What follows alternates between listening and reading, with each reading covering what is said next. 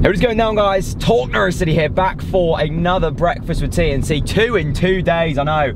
Flying out at the moment. We are currently in the car, as you can see, on the way to Hemsby Beach Cafe. Coming over from Yarmouth today. So Yarmouth to Hemsby is about a 15-minute drive. It took me an hour. Long story, not going to tell it. Poor old cameraman Matt. He's been waiting around for me, I apologise. But I left Yarmouth, it was beautiful, it was sunny, no wind. Get here, it's windy. It's not so sunny, so I'm hoping it's going to be nice and warm down there. But a fry up, I've heard, is waiting for me. Lots to talk about today. Big debate about atmosphere. So let's get to the cafe and let's talk.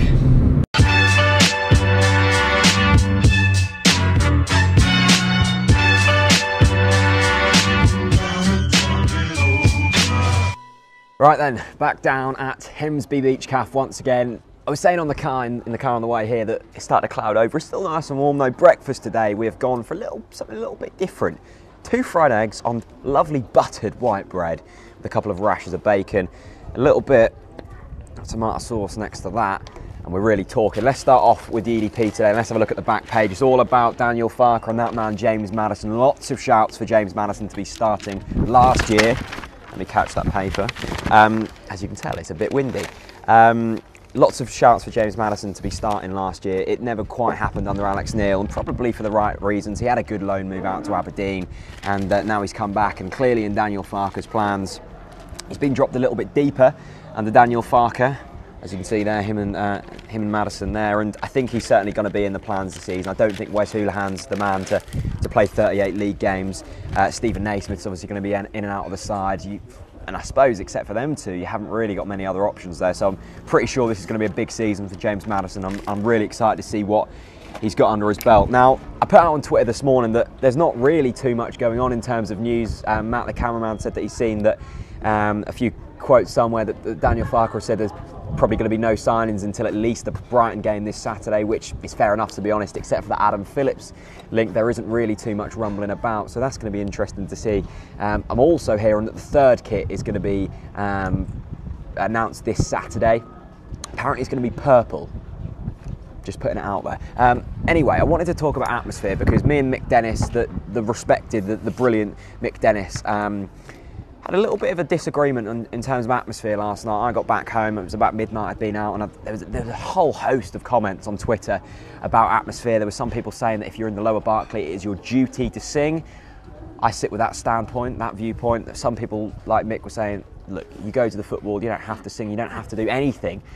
Just go there, just enjoy it, and you shouldn't have to be told what to do. There's a really brilliant article published on My Football Writer this morning from Sam Jeremy, and I've printed it off, so Sam, I'll invoice you for the printing costs, mate. And he's basically taken the same standpoint as Mick Dennis in terms of you go to the football, you don't have to do anything, you haven't got any right to do anything if you don't want to.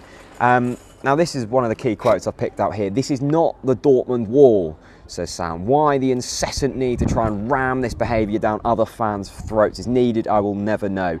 If you want to do that, fine with me. I'd be peeved if someone was screaming in my ear for 90 minutes or got landed next to someone with a drum. And I think that kind of viewpoint is why the atmosphere at Norwich City, at Carrow Road, is probably not what people want it to be. Because, look, I'm in the Barclay. I have been for 3 years now in the lower Barclay with Chris, and we try and sing. And last season there were comments of, you know, just it's not working, be quiet, shut up, just watch the game. And that is the exact viewpoint that is going to detract vocal fans from singing at games. I've been at under-21 games organised by Barclay and Project where it's been rocking because you've got a lot of like-minded fans together with fans and cheering. And even Stuart Webber said it, Daniel Farke said it. He was surprised when he first came into this football club. We were winning games. Someone's, I think we're under gunfire. We're winning games and there's still no atmosphere. He said, go and have a drink. Go and, you know, have a drink with your mates and then come to the ground and sing. And if Stuart Webber's saying it, if Daniel Farke is saying it, surely that's kind of the best opinion to take. Of course, I'm not making anyone sing. No one's making anyone sing. I just feel if you don't want to sing, the lower Barclay isn't for you because there is plenty of fans. I know plenty of fans who love a seat in the lower Barclay but simply aren't getting in there because there's people in there who maybe don't want to sing. And if it's annoying you, if you don't want people screaming in your ear for 90 minutes, then it might probably be a better choice to go and sit elsewhere. We're still under gunfire. So it is a very interesting and probably sensitive subject to be discussing. Look, I think we all understand that no fans hate each other here. I'm not having a pop at Sam. Sam's not having a pop at me. I'm not having a pop at Mick. Mick's not having a pop at me. We're just having slightly, disagreements. And when you go through this new regime, of course, there's going to be things where people don't agree with certain things, and that's healthy. We're going to be seeing changes, and the work that Barclay and Norwich are doing, the work that Along Come Norwich are doing in terms of getting these flags in, I think that can only help. I think people are going to have to get on board, and I think if they are in the lower Barclay and don't want to sing, then they might have a bit of a troublesome season, because there's going to be vocal fans in there. That's all well and good. So let me know your thoughts on the atmosphere. If you're in, do you think that the lower Barclay should be solely for vocal fans? Do you think it's your duty to sing in the lower Barclay? That kid is starting to annoy me now. Or do you think, look, if you're in the lower Barclay, you can do whatever the hell you want? Let me know in the comment section below. I think that's a really interesting point of view.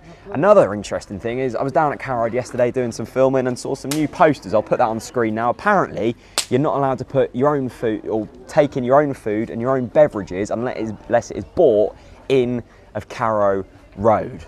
That is going to upset a few people. The lovers of the Morrison meal deals are going to be affected with that, I think. I'm not quite sure if that is a genuine rule for next season or if it was a rule for take that. But if people aren't allowed to take their own food in, I think that could cause some issues. Let me know your thoughts. Actually, let me know your favourite Morrison's meal deal. Are you a chicken nuggets and wedges type man, or are you a simple sandwich, drink and crisps kind of man? And finally, I want to end with paying my respects to Stuart Hodge, the Norwich City commentator, the Scottish commentator, an iconic voice.